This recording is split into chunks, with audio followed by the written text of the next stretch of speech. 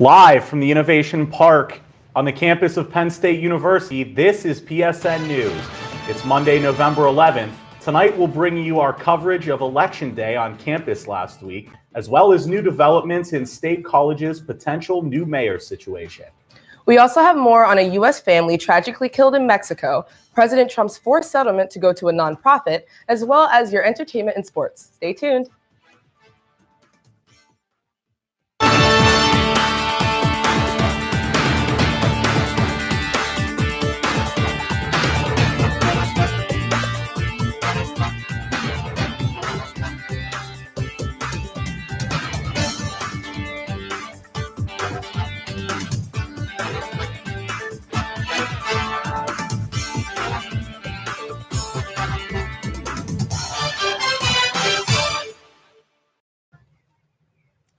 Thanks for joining us tonight. I'm Luke Lacher. And I'm Alyshia Hercules.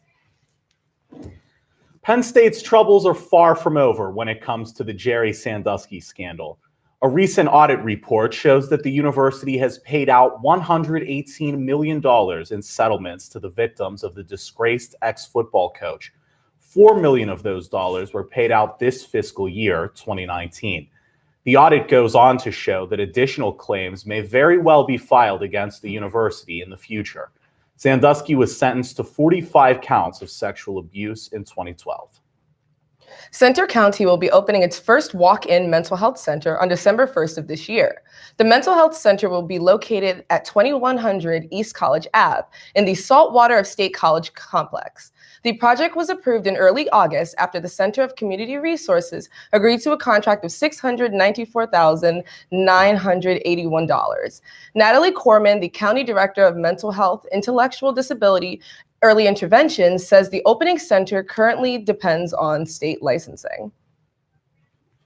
This past Tuesday was Election Day across the nation and at Penn State. PSN TV's Michael Sneff was there at the Hub Robson Center, the primary voting location for most, to ask some students why it was important to go out and vote. Let's take a look. This is Michael Sneff reporting for PSN News live outside the Hub here on Election Day at Penn State. We're going to talk to some students on why they thought it was so important to take the time out of their day to come vote. Let's head inside. The primary voting location for most Penn State students was in Heritage Hall at the Hub, where end-of-day turnouts reached record highs. Multiple positions can be found on this year's ballot, including Centre County Commissioner and State College Board of Council members. Multiple Penn State students are also running for positions this year. I got the chance to catch up with a couple students fresh out of the voting booth to see why they thought it was important to come out and vote. Well, I think that the power of the people is in local elections, so I wanted to come out and support. And plus, it's the first election that I've ever been a part of, so I wanted to cast my vote. It was kind of cool that I had power over who could stay in office and who had to leave. This is my first time voting, and I really feel like voting is sort of underappreciated among young people, and especially regarding off-year elections. And I wanted to, I guess, do my civic duty. People they vote for will directly impact their lives. These people will have a say in what policies will be enacted, and of course that in turn will affect them. I came out to vote today because I think it's important that people do that. I feel like we're in a time where not a lot of people think that it's very important to vote. So I took 20 minutes out of my day to do some research, and then I came to vote. It really wasn't that difficult. Although a large majority of Penn State students do not live in State College all year round, it is still critical that students vote for where they live a majority of the year, according to Zach McKay, the chair of the Governmental Affairs Committee for UPUA Student Government at Penn State. At the end of the day, students are here for 9 months out of the 12 of the year, and that's 75% of the year. That's an incredible amount of time to be here represented by these borough council members, by other elected officials. And so being able to have a say in who those people are is critical. Students agree with McKay's sentiments that it's still important to register and vote for State College and Centre County elected officials, even though it's not necessarily your permanent home. Oh, well, I mean, I'm here most of the time. You're here most of the time. Like 9 months out of the year, we're living on campus. So I figure that this is the place I should vote. While I'm not from Pennsylvania, I do think it's important to stay informed about where I live, whether it be on campus, off campus. I'm still in the area. Whether this is your permanent home for however long, you will be here for 4 years, maybe more, maybe less, and you should be concerned with what happens around you. We've seen a great turnout so far today as students look to make a serious impact on their local community within the State College and Penn State area. Reporting for PSN News outside the Hub, I'm Michael Sneff. State College needs an interim mayor, and the Borough Council voted on Wednesday to extend the deadline to apply for that position at last week's special Borough Council meeting. This decision followed a lengthy debate on guidelines for selecting a candidate, including whether or not the candidate should be allowed to be a full-time Penn State employee. The Daily Collegian reported that Belisario College of Communications professor Cindy Simmons stood up and turned her back to the council during this part of the meeting in silent protest of the, quote, disrespectful nature of the debate. The council ended up tabling the vote to enforce the guidelines proposed by Councilwoman Catherine Dollar. The interim mayor position is available because current Mayor Don Hahn won the magisterial district judge seat on Tuesday and tendered his mayoral resignation effective December 16th at 5 p.m. South Bend, Indiana mayor and presidential candidate Pete Buttigieg made a stop in State College on Wednesday afternoon, or rather his tour bus did. State College is the only place in Pennsylvania that the Pete bus made a stop at the event. At the event was proposed to awareness on the presidential candidate's campaign and proposed policies. Buttigieg's Pete bus began its run in Iowa on Tuesday and is expected to arrive in New Hampshire by Thursday.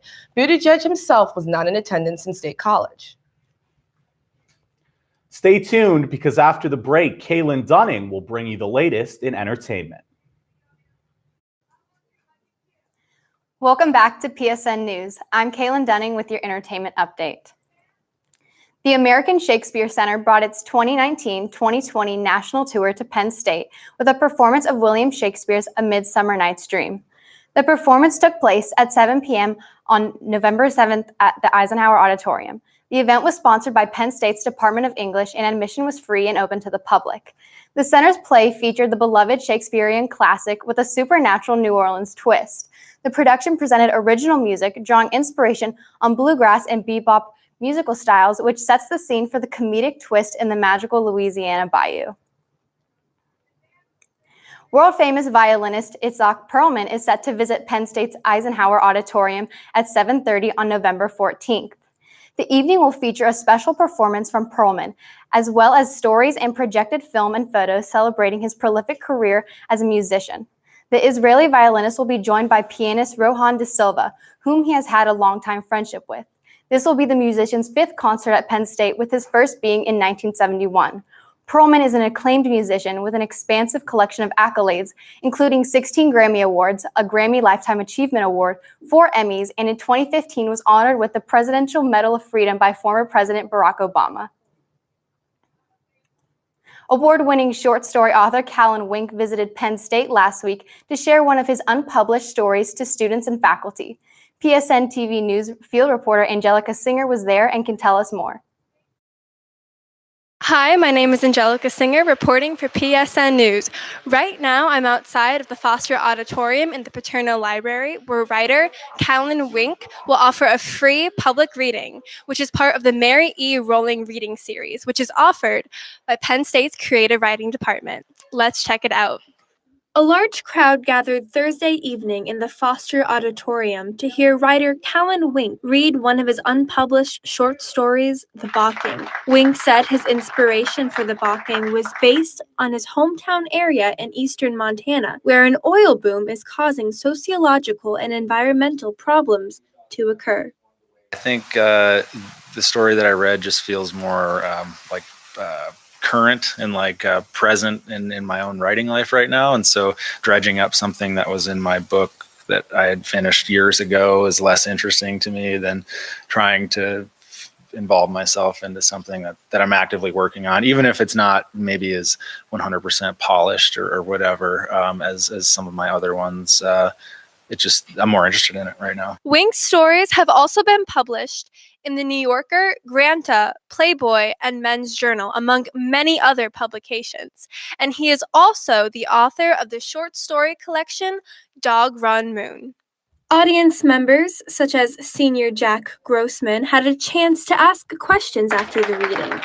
Grossman said his favorite part was Wink's dialogue. It's not that often in stories that you hear dialogue that's very raw and realistic. a lot of it's just like engineered so it can tell the story, but this felt very much like a conversation I would have with somebody else. So that's why I was really interested in it, because not a lot of authors can do that, and that was pretty impressive how he was able to do it. I'm Angelica Singer reporting for PSN News.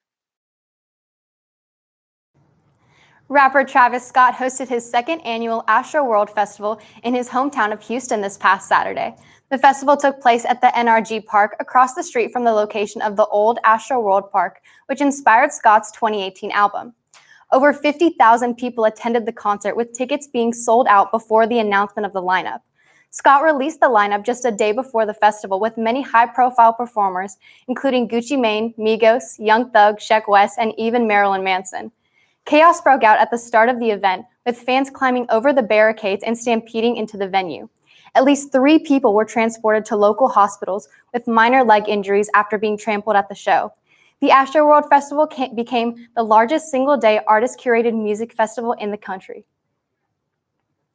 That was your entertainment update. Before the break, our Chloe Mesagaitis was at Volley's Fall Dance Showcase yesterday, giving us an in-depth, real look at the behind-the-scenes of Penn State's dance culture. Stay tuned, because after the break, Brad Strasser will bring you the latest in sports.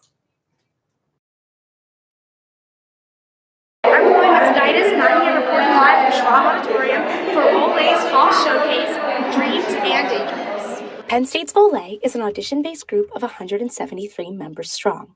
With performances each semester, students are given the opportunities to showcase their dance skill as well as their dedication to the club. I love Volley. It's so inclusive. So it lets you learn all the different shapes and you can do it even if you've never danced before. I have one of my best friends joined this semester. She's never danced before a day in her life, and she loves it. With dance styles ranging from lyrical to jazz to hip-hop, the company is made up of a diverse group of performers who all come together for one common goal: to make these artistic visions come to life. Everyone really participated and get so many different dances, and it's just so amazing. We put on great shows, and we're very inclusive with people.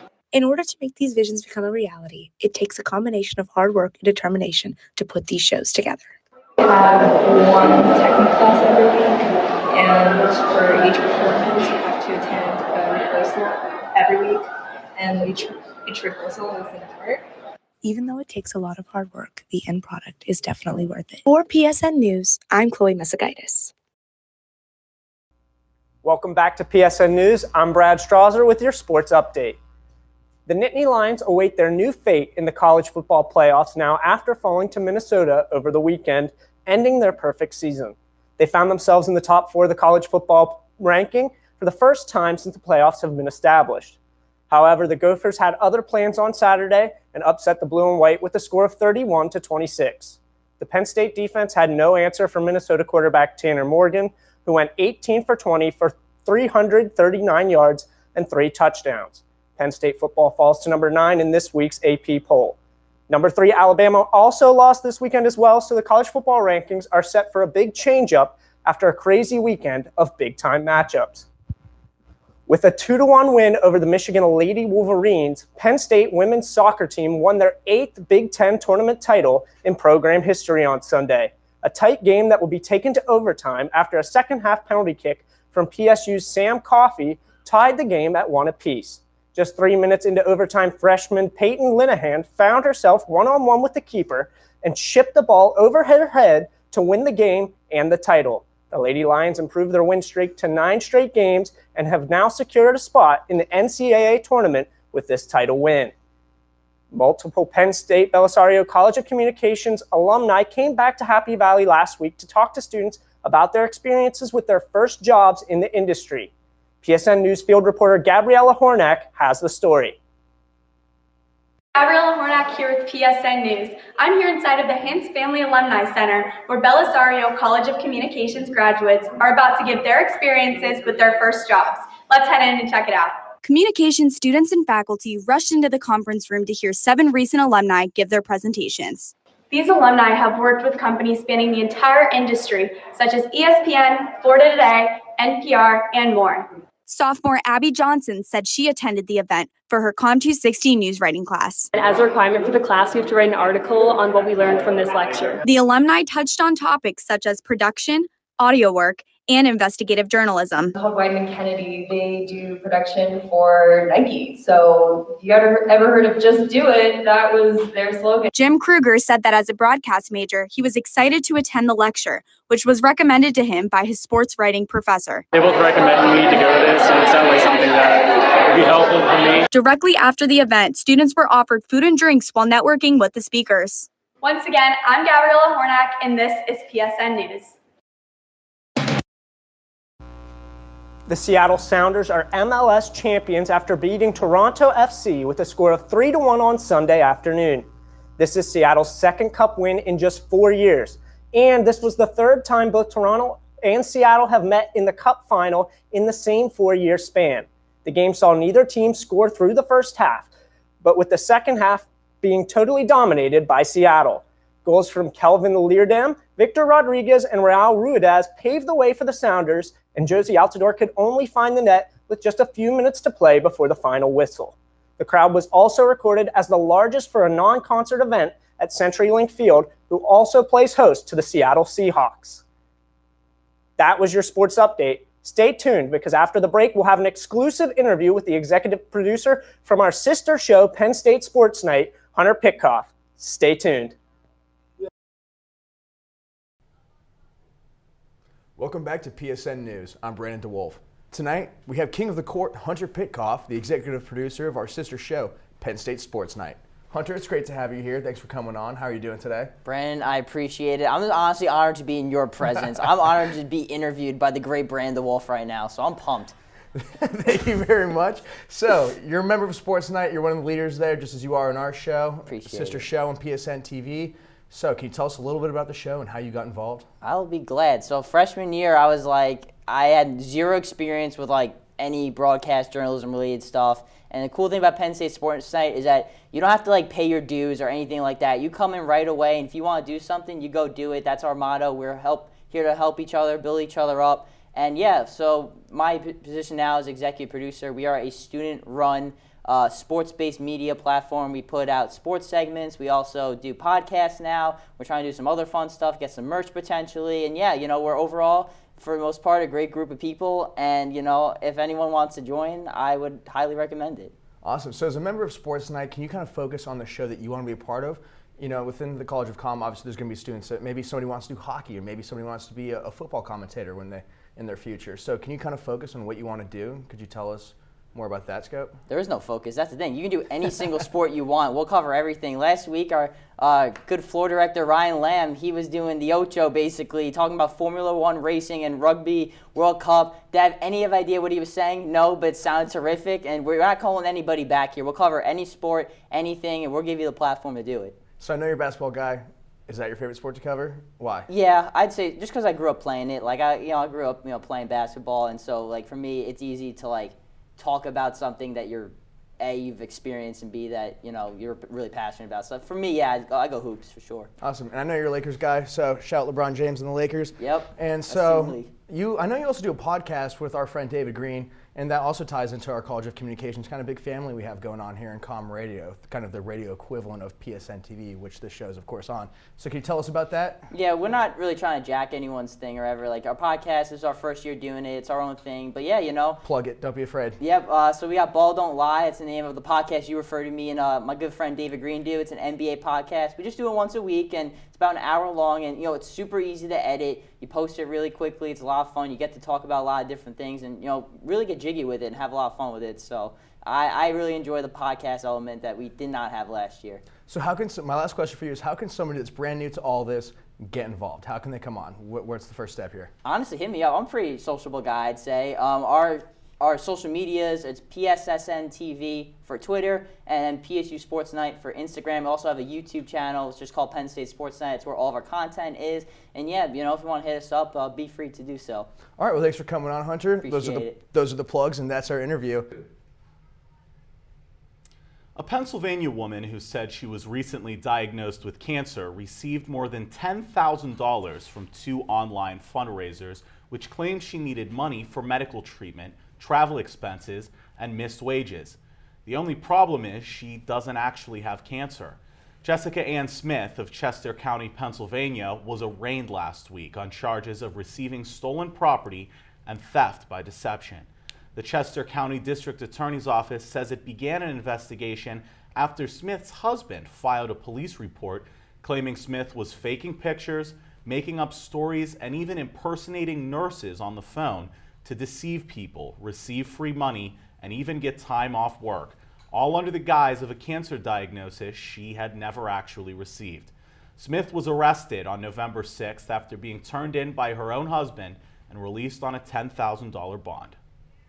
An American family of at least 9, including 6 children, were ambushed and murdered in northern Mexico on Monday, confirmed by the Mexican military.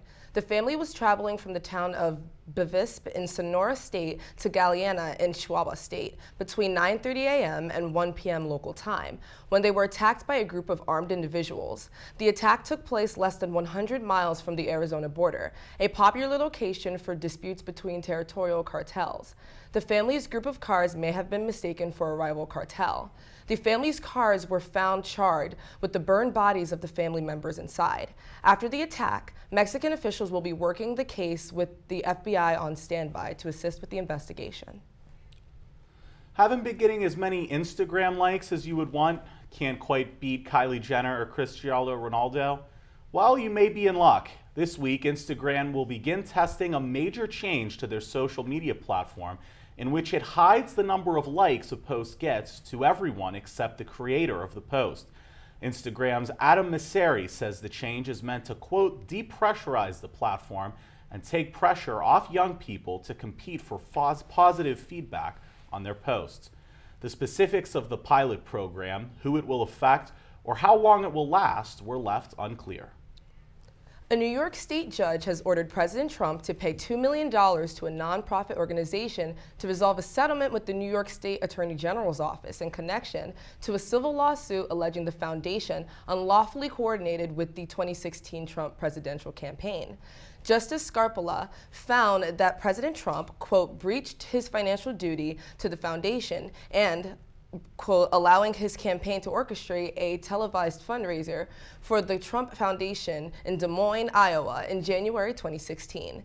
This event allowed Trump to raise funds for political gain under the guise of a charity event. Trump's attorneys alleged that the lawsuit was politically motivated, which the Attorney General's office has denied. And that's all for tonight on PSN News. Be sure to check us out on Twitter and Facebook at PSN News, on Instagram at Penn State Network News, and to subscribe to our YouTube channel. Have a good night, Penn State.